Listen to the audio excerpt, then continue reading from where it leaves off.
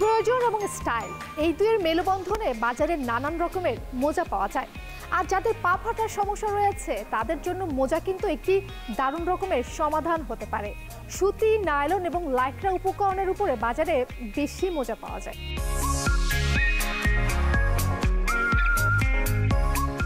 একটা সময় শুধু নানা রঙের মোজা পাওয়া যেত, এখন সেই রঙের সঙ্গে যোগ হয়েছে ঢং অর্থাৎ নকশা, এসেছে আকৃতির ভিন্নতা।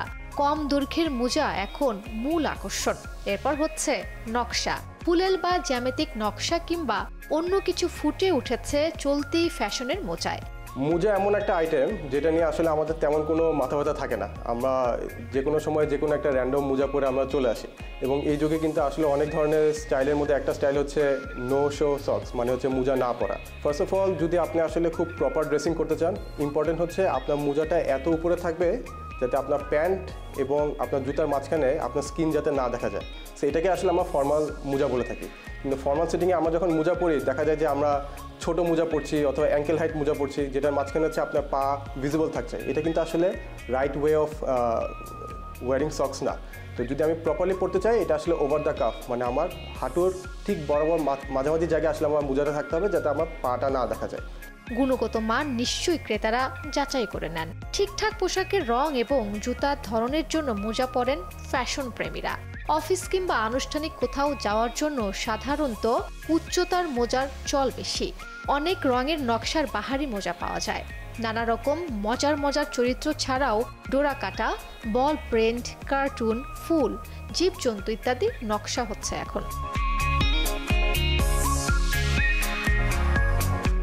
অনেক বড় বড় মিস্টেক যেগুলো আমরা করি এটার মধ্যে হচ্ছে ফর্মাল সেটিংয়ে আমরা খুবই স্পোর্টি মোজা পরি। দেখা যায় যে বিভিন্ন স্পোর্টিং ব্র্যান্ডের যে মোজাগুলি আছে ওগুলো আমরা পরছি। এবং ফর্মালের সাথে আবার আরেকটা জিনিস কখনোই পরা উচিত না, এটা হচ্ছে সাদা মোজা।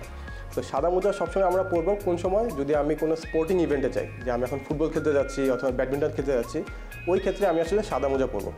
আরেকটা নতুন ট্রেন্ড আমরা দেখতে পাচ্ছি, এটা হচ্ছে খুবই কালারফুল, খুবই পপ টাইপের আর কি মোজা পরা হয়।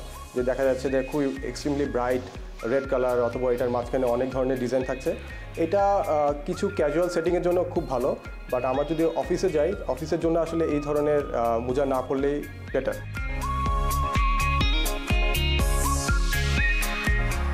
মোজার ক্ষেত্রে ইম্পর্টেন্ট কালারগুলি কী হতে পারে, যে black is definitely first choice, যেটা আপনার থাকা উচিত। এরপর হচ্ছে ধরেন নেভি ব্লু, ব্রাউন, এবং ধরেন আপনি অনেক ক্ষেত্রে যদি একটু ডিফারেন্ট চান, আপনি হয়তো মেরুন কালারের মোজা পরতে পারেন। ব্ল্যাক প্যান্টের সাথে ব্ল্যাক মোজা এবং ব্লু প্যান্টের সাথে ব্লু মোজা, তাহলে আপনার কখনো ভুল হবে না। বাট অফকোর্স আপনি যখন এটা প্র্যাকটিস করতে থাকবেন, আপনি তখনই বুঝবেন যে কোন রুলগুলি আসলে চেঞ্জ করা যায়। সো তখন আপনি আই থিঙ্ক নিজের মতো করে আপনি পড়তে পারবেন।